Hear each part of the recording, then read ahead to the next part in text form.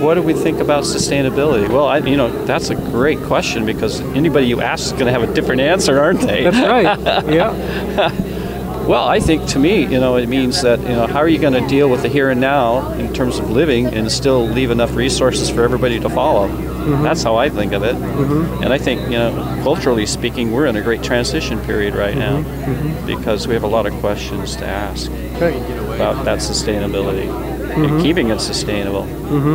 Because really, there's not much in our system that is sustainable. Right. Yeah. So do you think there needs to be, like, we're looking ahead at new technology, is there anything that we should go back to? Well, I think in order to think about that, we have to talk about the decision-making models we use. And I think that our culture has really been famous for making decisions not based upon any functional model that thinks about sustainability. And so, you know, we got to get back to that. And the fundamental question is, how do we make decisions? Right. You know? Do you think that sustainability has more to do with maintenance rather than growth? Well, yeah, because we have to think about the two big P words, as I call them: population and petroleum. Right. Everything we've got now is based upon those two things, and we're not addressing the issue of sustainability by talking about our population and our use of a non-renewable resource. Right. And because of that, I think that brings into question the whole model. Do you think that if we were using a renewable or endless resource, that population would still pretty much have to be in the mix right now? That's a good question. I don't know. I've never really thought about it that much, but I would think that population would have to reach a sustainable level, because there's only so much energy out there. I mean, it takes infrastructure to create capturing units to get that energy. Right. Other than, you know, the ultimate thing I always think about is agriculture is really primarily dealing with a fundamental thought that that's what we make true wealth from, is the capturing of solar energy. And plants are really good at it. Animals are good at harvesting that energy, so that we can have that agricultural model to fall back on. But, you know, the questions are out there and the answers are slowly coming, maybe, but, you know, is within our lifetime, I don't know. So a lot of this seems to be a carrying capacity issue. Oh, yeah, definitely. Yeah. Some people see carrying capacity as almost like a really bad word. They don't want to even think about it or acknowledge that it exists. What would you have to say to those people? I'd tell them they need to wake up.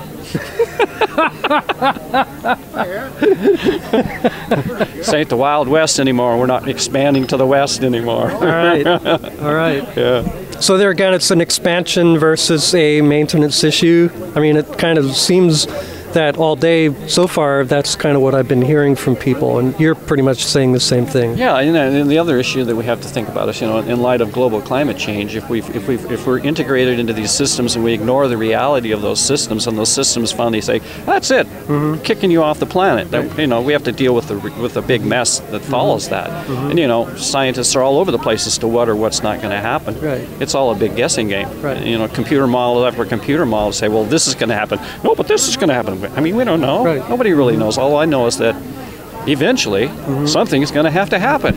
So if we're looking for guidance or something that we really need to put our kind of base our decision making in, you know, what is the fundamental that should guide our decisions moving forward?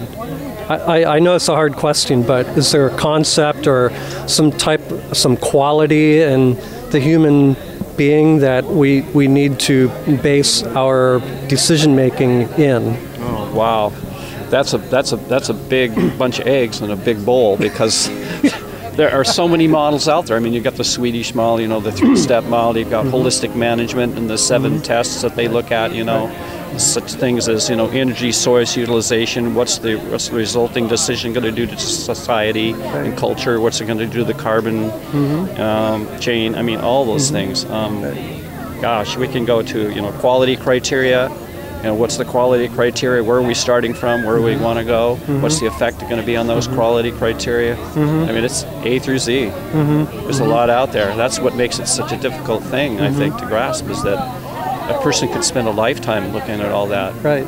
But I think what we need to do is filter those things and say, well, if we take the best from all those models and come up with a decision-making matrix that gets us from here to there without, affecting the quality criteria or enhancing those quality criteria, then that's where we're headed towards a sustainable idea and a sustainable reality.